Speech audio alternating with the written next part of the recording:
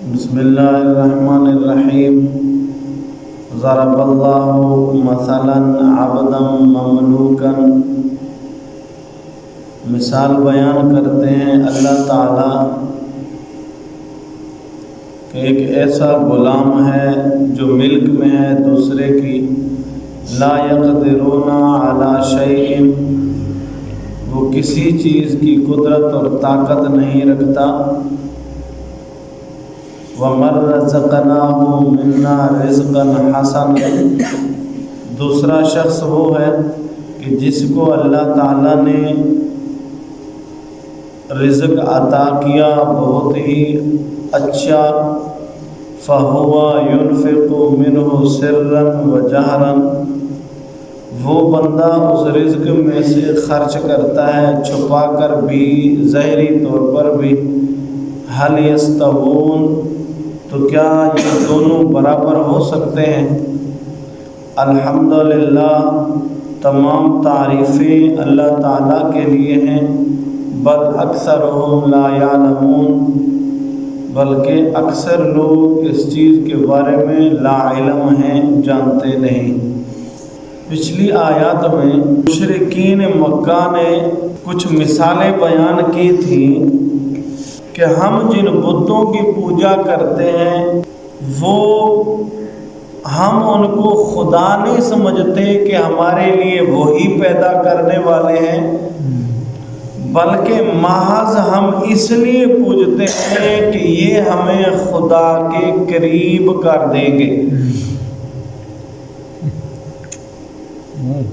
اس کے لیے وہ مثالیں بیان کرتے تھے، جس طرح ایک بادشاہ دنیا کے ہوتے ہیں نا، وہ اپنے لیے نیچے نائب رکھتے ہیں، افسر ہوتے ہیں، بادشاہ سے ملاقات کے لیے افسروں کو ملنا پڑتا ہے، ان کے نائبوں سے ملاقات کرنی پڑتی ہے۔ وہ کہتے ہیں اسی طرح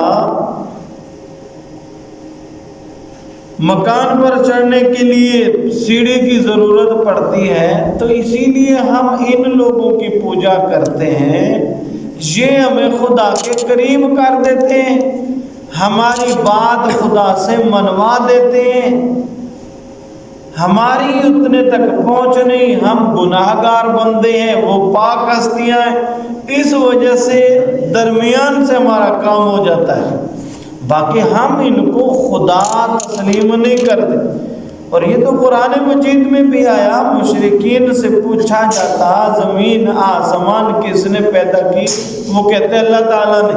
یہ کائنات کا نظام کون چلا رہا ہے؟ کہتے اللہ تعالیٰ چلا رہے ہیں۔ وہ صرف اور صرف یہاں آ کر مار کھاتے تھے جب کہتے اللہ نے ان کو بھی اختیارات دیے اپنے نظام میں کہ یہ کچھ نہ کچھ لوگوں کا نفع نقصان کرتے ہیں، اللہ تعالیٰ نے ان کو اختیارات دی۔ اللہ تعالیٰ فرماتے ہیں آج کی آیت میں، تم مثالیں نہ بیان کرو، تمہاری مثالیں غلط ہیں، تم مثالوں سے غلط نتیجے نکالتے ہو۔ اگر بات مثالوں سے سمجھنی ہے تو پھر مثالیں یہ ہیں جو میں بیان کرتا ہوں۔ تو اللہ تعالیٰ نے دو مثالیں بیان فرمائی۔ ایک یہ بیان فرمائی کہ آپ سوچیں ایک بندہ ایسا ہے جو کسی کا غلام ہے، اب اسے کسی چیز کی قدرت نہیں، وہ مالک نہیں، اختیار نہیں رکھتا کہ مالک کی اجازت کے بغیر کوئی کام بھی کر دے۔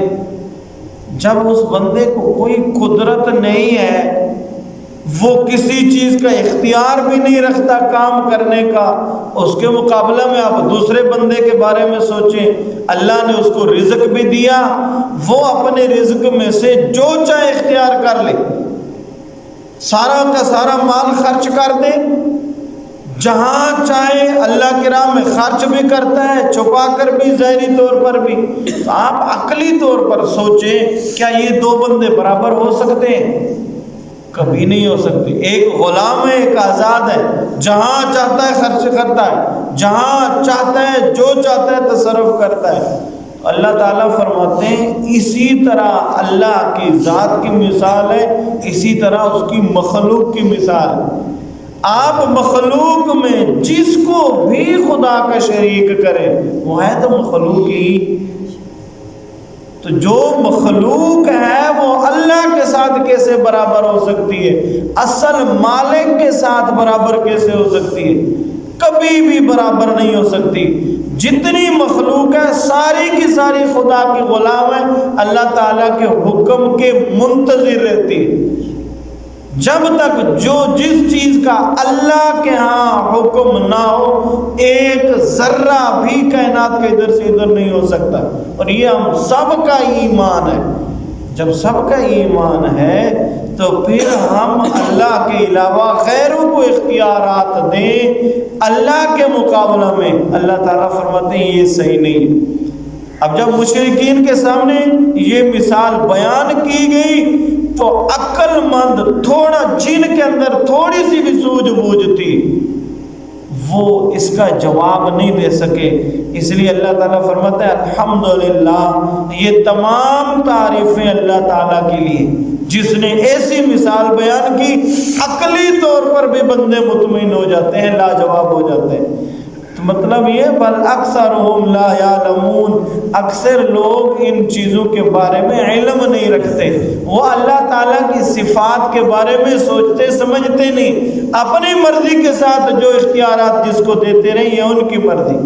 دوسری مثال اللہ تعالیٰ بیان فرماتے ہیں مثل الرجلین احدهما ابکم، دو وہ بندے ایسے ہیں ان میں سے ایک بندہ گنگا ہے، لا یقدر علی شیء من، جو نہیں اختیار رکھتا کسی چیز پر بھی، وَهُوَ كَلٌّ عَلَى مَوْلَى، وہ باقاعدہ طور پر اپنے آقا پر بھی بوجھ بنا ہوا ہے، اَيْنَمَا يُوَجِّهُ لَا يَأْتِ بِخَيْرٍ، جہاں کہیں بھی اس کو بھیجا جائے بھلائی لا کر نہیں لوٹتا۔ حَلْ يَسْتَوِي هُوَ وَمَنْ يَأْمُرُ بِالْعَدْلِ، کیا یہ غلام اس بندے کے برابر ہو سکتا ہے جو سیدھی راہ پر چلنے کا حکم کرے؟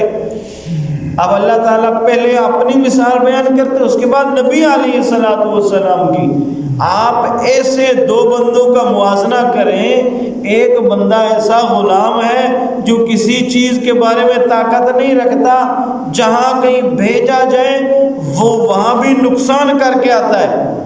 دوسرا اللہ تعالیٰ کا ایسا بندہ ہے جو نیکی کا حکم دیتا ہے، صراط مستقیم پر چلنے کے لیے کہتا ہے۔ کیا یہ دونوں بندے برابر ہو سکتے ہیں؟ جبکہ پہلا گونگا بھی ساتھ میں ہے، بہرا بھی ساتھ میں ہے۔ تو بتوں کی مثال ہی ایسے ہے، وہ گونگے بھی ہیں بہرے بھی ہیں، نہ تو وہ سن سکتے ہیں نہ کسی مشکل میں مدد کے لیے بول سکتے ہیں، اللہ تعالیٰ فرماتے ہیں۔ تو جس پیغمبر کو میں نے بھیجا ہدایت کے لیے وہ سیدھے راہ کے لیے حکم دیتا ہے۔ قرآن مجید 8ویں پارے میں اللہ فرماتے ہیں یہی سیدھا راستہ ہے جس پر ہمارے نبی علیہ السلام تمہیں بلاتے ہیں۔ تو سیدھا راستہ کی طرف آئے بندہ یا ان راستوں کی طرف جائے جس راستے پر غلام ہے، جو نہ سن سکتا ہے نہ بول سکتا ہے نہ کسی چیز کا اختیار ہے۔ تو مخلوق میں ایسا ہی فرق ہے، اس لیے یہ مثالیں بیان کی، تم ان کو سوچو سمجھو۔ اللہ کی توحید کہاں ہے اور شرک کے بعد ہم کہاں جا کر کھڑے ہوتے ہیں؟ وَهُوَ عَلَى صِرَاطٍ مُسْتَقِيمٍ، سیدھا راستہ اللہ تعالیٰ کا وہ ہے جس کے لیے ایک صحیح بندہ حکم دیتا ہے، گویا کہ وہ ہے نبی علیہ السلام کی ذات اقدس جو ہمیں سیدھا راستہ کی طرف بتلاتی ہے، اللہ کے علاوہ کسی کو عبادت کے لائق نہیں سمجھتی، سیدھے راستہ کی طرف بلاتی ہے۔ توحید پر چلیں، تمہاری دنیا کا سارا نظام بہتر ہوگا۔ کائنات کا بہترین نظام تب بن سکتا ہے جب بندہ سیدھی راستہ پر ہو، سیدھے راستہ پر ہو اور توحید کے راستہ پر ہو۔ اللہ تعالیٰ ہمیں صحیح راہ پر چلنے کی توفیق عطا فرمائے۔